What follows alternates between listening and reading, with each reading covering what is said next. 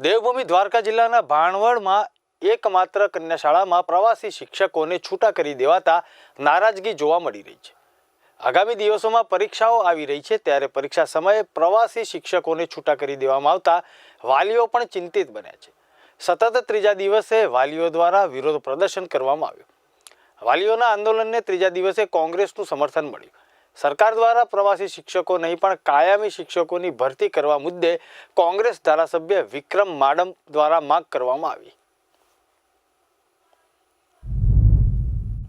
ભાણવડ શહેરની અંદર જે કન્યા શાળા 3 છે ત્યાં પ્રવાસી શિક્ષકોની જે સમસ્યા છે અને જે મિત્રો એમના માટે આંદોલન પર બેઠા છે એમની કોંગ્રેસ પાર્ટીના તમામ આગેવાનોએ જે મુલાકાત લીધી છે અને પ્રશ્ન જેન્યુઅન પ્રશ્ન છે।